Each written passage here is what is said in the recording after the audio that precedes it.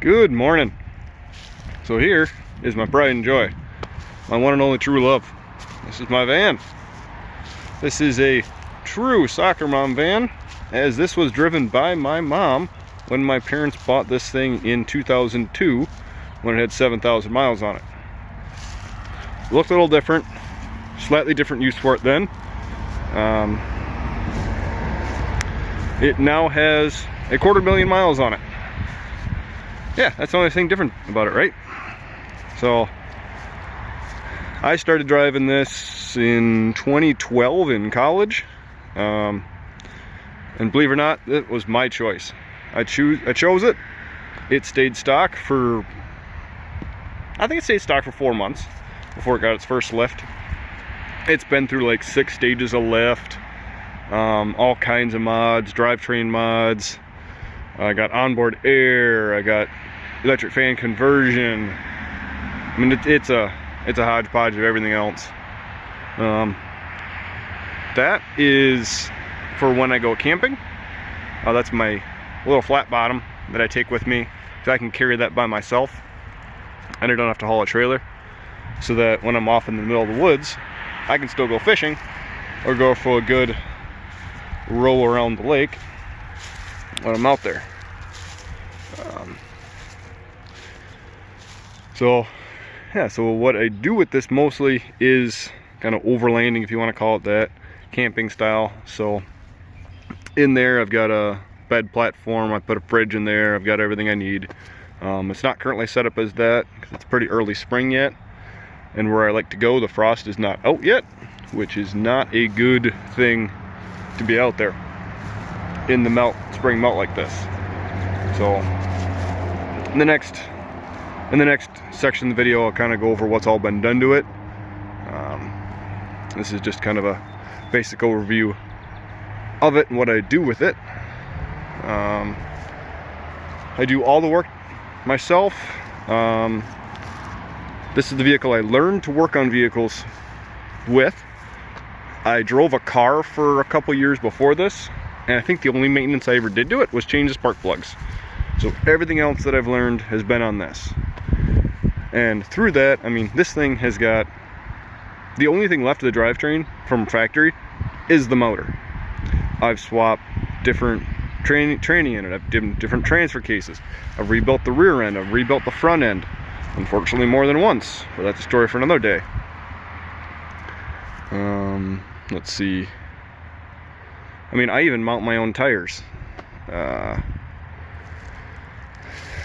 I bead balance them, so you just do a manual machine, you don't have to have them balanced at all. Has not been repainted. So I'm in central Wisconsin, so for having a vehicle this old, 19 years old now, it's pretty good to have it not terribly rusty. There's some things I got to work on it, or I'd like to, but let's see. So that should kind of cover it. As far as what's been done to it, what I do with it. So I really like to go off into national forests.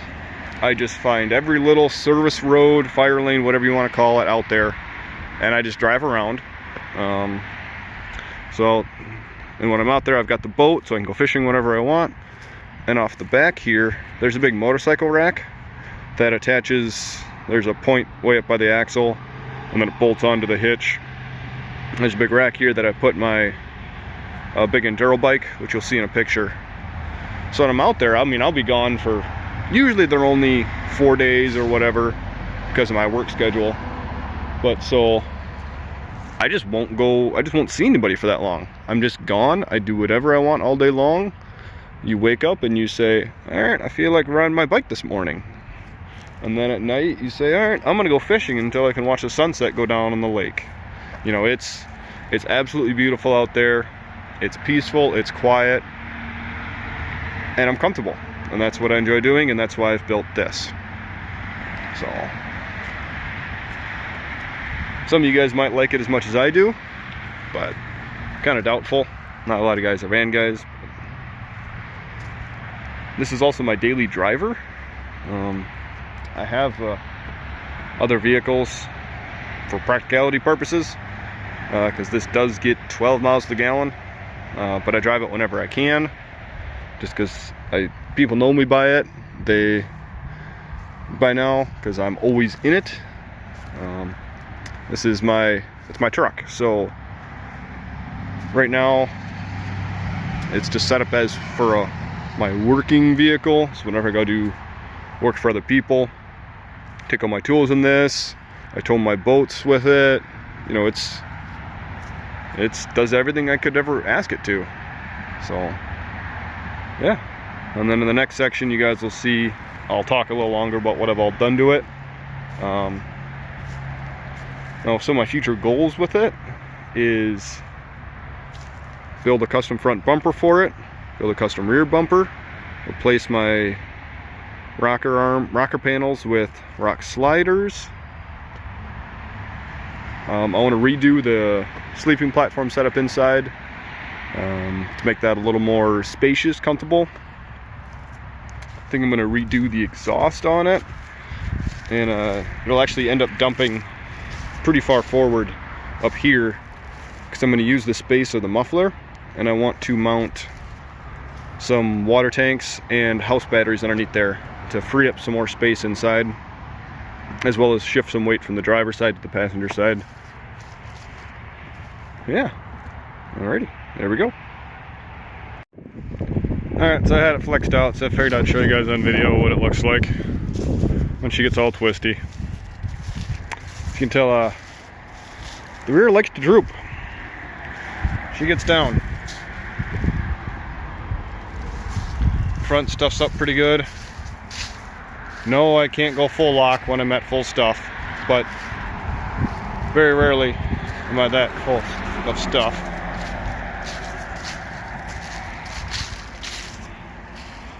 Front droops all right.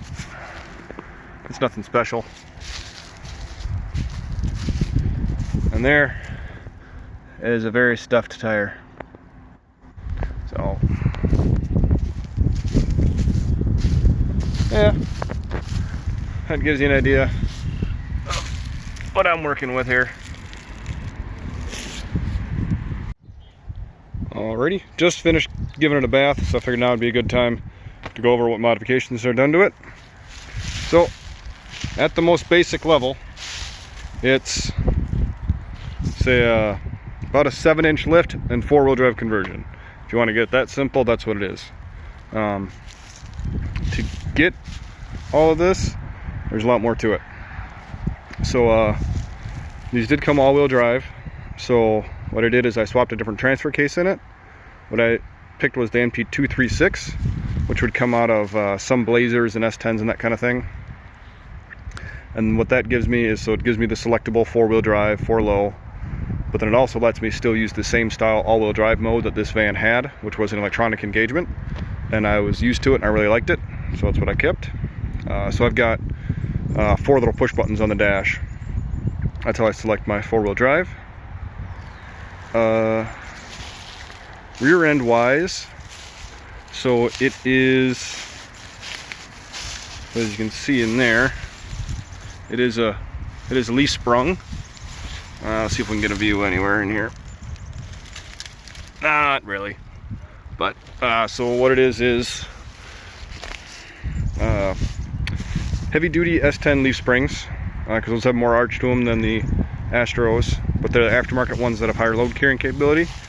And then I also added another add-a-leaf to it, as well as a 1-inch zero rate leaf in there, plus longer shackles, longer hangers. Apparently I get some sirens here. Oh, just the fire truck. So that's what handled the rear lift. And then the rear shocks, the Rancho 9000 series, I forget what they're off of. If it's off of I think it's an F250, something in the 90s. I'd have to look back and see exactly what I bought. And then, so it's the stock rear axle, but I re-geared it to 410s. Originally had 342 gears in it. And then it's also got a Detroit True Track locker back there. Front end wise, gets a little more complicated. So I retained the factory IFS, which we can take a peek at here. So, kind of normal-ish stuff. Hopefully this is going to be bright enough on camera. But, so these control arms, these are longer than stock. Upper and lowers, I cut and re-welded them. Oh man, that's kind of dirty in there. So they're longer than stock, with longer CV axles, steering extensions, extended upper ball joint in there, and then torsion bar adjusted accordingly to get me where I'm at. And then since I am unibody, I did drop down the front subframe by 3 inches, which, I mean, it was tucked way up in there to begin with, so there's no way I could ever use all my up travel. I'll be running in the body all the time. So that's what I did up front. The shocks are actually made for Astros. They're just no longer, they just don't mount in the same spots anymore. As well as all bushings on it are now poly bushings, control arm bushings, body mount bushings, leaf spring bushings. All that is poly. That does not help with road noise, I'll tell you that. Let's see what else. My tow mirrors, I want to say 2014 Silverado, you know, like the 2500, 3500 trucks. So, and I've got this, I think these factory come on with the cargo lights, but I've got them wired in with my reverse lights. Oh man, is that nice. I can see for ages behind me. I call them my Dumbbell Mirrors, because they are rather wide on her. Also took down my gas mileage. So these tires that I run, these are 32 11.5 R15s with stock rims. Now that is, I think originals were 26-inch tires, so 6 inches bigger on a tire. A 33 would be really hard to fit on here. I already had to cut a ton out of the front. And then in the rear, when I get full stuff, I'm basically rubbing on front and rear of my fenders there. I've got a full-size spare under here with matching rim. So I rotate that in as a 5-tire rotation, so that I've always got the same size on my spare.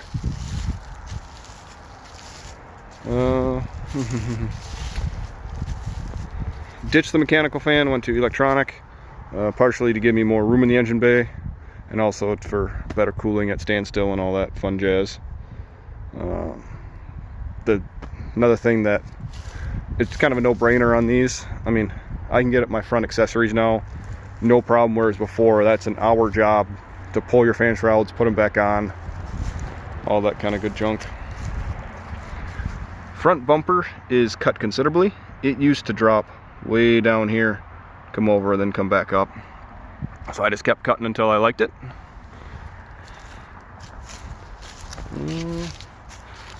I got some custom fog lights down there. Those are amber fog lights. I really like ambers. I run onboard air in here. We've got a Viair air compressor, which sits behind the passenger side panel on the inside there. What else have I done to it? Front diff is still open. It's not really a diff that you want to lock, so that's going to stay open. It is dropped down 2 inches from the factory location, so the control arms are mounted in the original location, but then the diff is lower to save my CV axles, and the diff is still not the lowest part of it, so that's not an issue at all. mounts. I guess some of the future things that I'm going to do to it is cut out the factory rocker panels. Actually, this used to have running boards on it back in the day when my mom drove it. The factory ones that tied in with this nice plastic bodywork.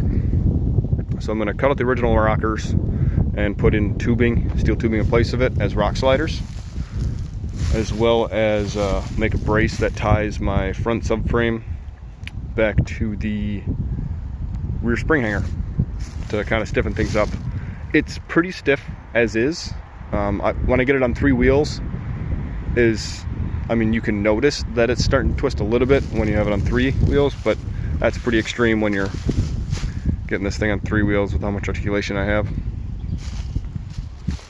So that's for that. I might throw some different shocks in the rear.